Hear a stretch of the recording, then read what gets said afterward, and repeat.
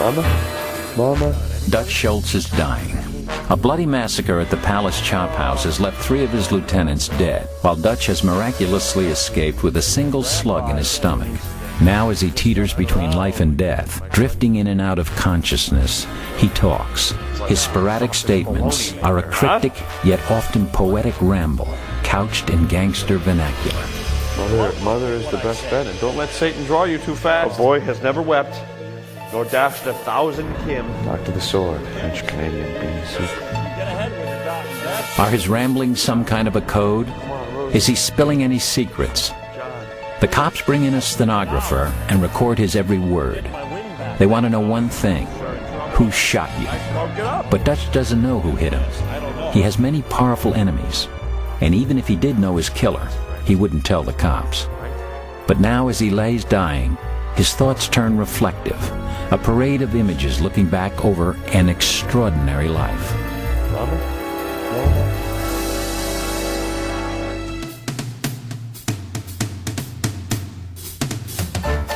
The Roaring Twenties. Prohibition has given rise to a culture of bootleggers, speakeasies, and huge criminal empires.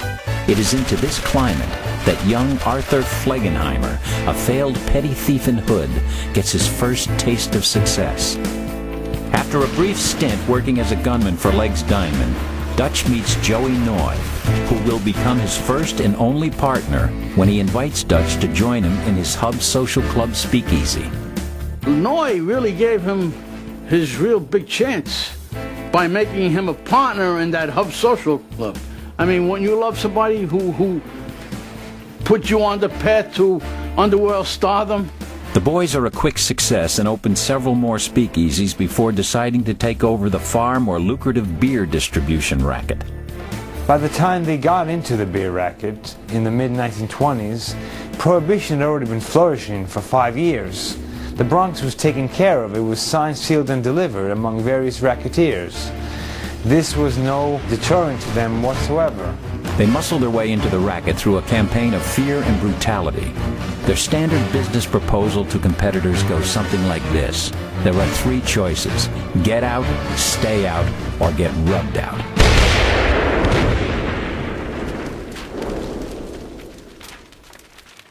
Most competitors accept the proposal, with the exception of the defiant Rock brothers. John and Joe Rock own one of the largest breweries in the Bronx. When Dutch and Joey try to take over, Brother John knows that resistance is futile and bails out. But Joe thinks he's tough enough to stand up to the boys and decides to resist. Hey, he was tough enough, okay. They practically crippled him, tied him in a chair, took a gauze that was smeared over a gonorrhea infection and taped it around his eyes. Finally, after extorting a large ransom, Joe Rock's body is returned to his family, barely alive and well on his way to total blindness. I mean, that's pretty ruthless.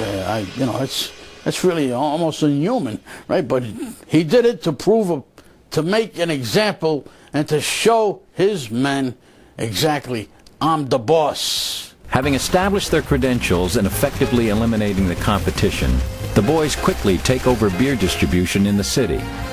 They move their headquarters to an armored fortress of an office at a swanky uptown address, while the actual distribution is operated out of a huge underground warehouse called the Tins. The boys are big time, living large, having gone from street punks to big shots in a staggeringly fast rise. I mean, from a petty street thug to now they're multi-millionaires in a few short years, right? Forget it. They felt like on top of the world, like King Kong. In their dominance of the beer distribution racket, Dutch and Joey eclipse their former boss, Legs Diamond. And it's no secret that Legs is bitter about it. Diamond decided that he would have his revenge and lay an ambush for both partners. As it happened, he only got Joey Noy in front of the Chateau Madrid on the evening of October 15th, 1928.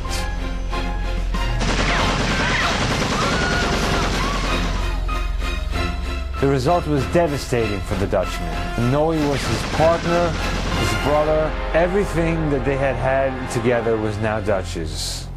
and for the first time he could sense himself as a king, an undisputed monarch.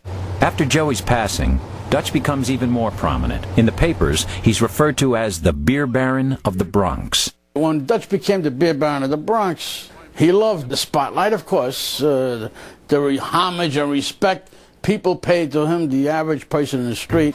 He liked to go to various night spots. He may show up at Only Matters Cotton Club in Harlem. Another night he may go down to the Club Argonaut in Manhattan. He loved women. He was a party animal, there's no question about that. He likes the attention, and due to the general contempt for prohibition, he is not an unpopular figure. But despite his new high profile and phenomenal success, Dutch remains notoriously tight-fisted and frugal. Unlike other flashy gangsters, he never wears expensive clothes. He never pays more than $35 for a suit and $2 for a shirt. I think only queers wear silk shirts, he says. I never bought one in my life. Only a sucker would pay $15 or $20 for a silk shirt. But one outfit Dutch does not skimp on is his crew. He begins to surround himself with the best gunmen in the city, assembling a lethal force. Let me tell you something. He chose wisely for his aide-de-camps, for his men.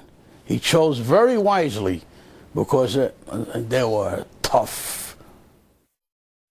Dutch's lieutenants are the toughest in the city. Killers like Bo Weinberg, Abe Landau, and Lulu Rosencrantz. You could have took over a South American government with the men that he had. Every one of them was a stone-cold killer, really, especially Vincent Cole. Vincent Mad Dog Cole is Dutch's most vicious gunman. And now that Joey Noy is out of the picture, Cole demands to be cut in on a piece of the action and made a partner. But Dutch's one and only partner is now dead and buried, and his answer to Cole sets off an explosive rivalry and one of the bloodiest conflicts in gangland history.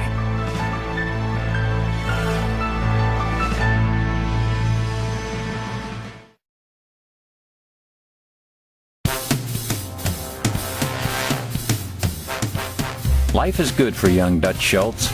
He's in his late 20s, fabulously wealthy, living it up and maintaining a fairly high profile. After all, prohibition has made the bootlegger a necessary, even a respectable part of society. But despite his brutal business tactics, Dutch does have his own code of ethics. I may do a lot of lousy things, he says, but I will never make a living off of a woman or narcotics. There is a philosophy he had, which is that everything in life comes through deceit, force, power, and honesty and integrity, all those things that we value are lies. That they're wolves and sheep, and the idea is to be one of the wolves. Everything seems to be going swimmingly for the Dutchman, and he probably would continue to thrive if it wasn't for the ambitions of young Vincent Cole. Vincent Cole brought more travail down on the Dutchman's head than the whole New York City Police Department combined. Vincent Mad Dog Cole probably could be a screen idol if he wasn't so gun crazy. The handsome 21-year-old has come up through the ranks working with Dutch as a hired gun for Legs Diamond, and now for Dutch himself. Together with his older brother Peter, Vincent Cole has become one of the most feared and respected guns in the city. And now, he wants to be cut in on his old pal Dutch's operation. The Dutchman turned him down flatly. No. Cole went on the warpath. Dutchman's trucks, beer trucks were being hijacked. His men were being murdered, truck drivers murdered. In terms of fatalities, the Schultz-Cole War was one of the most violent in the history of New York City. The war lasted about 8 or 9 months, and there was no counting the number of people slain in it. The lowest estimates were 10 up to 50. Cole was willing to take Schultz on, and taking him on meant that he was willing to try to kill Dutch Schultz himself. He was crazy, Cole, there's no doubt about that, and which meant that he was capable of doing anything. There's only one man that Schultz actually feared in his entire career, and that was Vincent Cole. He was terrified of Cole. Everyone was terrified of Cole. Dutch Schultz was very, very scarce around town. Instead of his usual flamboyant style, okay, he was very scarce. It's no exaggeration to say that he was hiding out in basements. He had as an opponent a mad dog killer who would stop at nothing to eliminate him. The Schultz-Cole war got so bad that Dutch Schultz had the cops guarding Schultz beer trucks. The irony of using the police to guard illegal beer deliveries is a good indication of the level of corruption rotting through New York politics during this lawless decade. But Dutch is so driven to distraction by the relentless Cole that he takes it even a step further. Dutch actually went into the 42nd precinct in the Bronx one time and asked the detectives there if they would kill Mad Dog Carl. He actually had the nerve to ask the captain, if any one of your men in this precinct shows me a notch, a Vincent Cole notch, I'll buy them a mansion in Westchester County. In that time, sometimes gangsters disguise themselves as police. You know, in the Valentine Massacre in Chicago, some of the gunmen were dressed as police, but they were not real police officers. Dutch wanted to go a step beyond and use real police officers to do the killing. But Dutch's fear proves to be well-founded when Cole executes a hit so horrific that it blows the war wide open, bringing unbearable heat down on them and earning Cole the title of Mad Dog. It's a hot July day in New York as a group of gangland mercenaries get in a car heading for Spanish Harlem.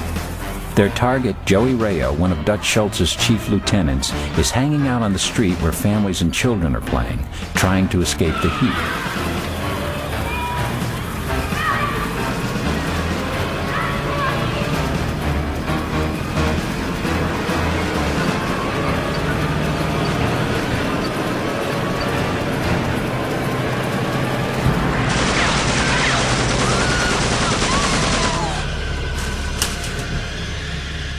The hit goes terribly wrong.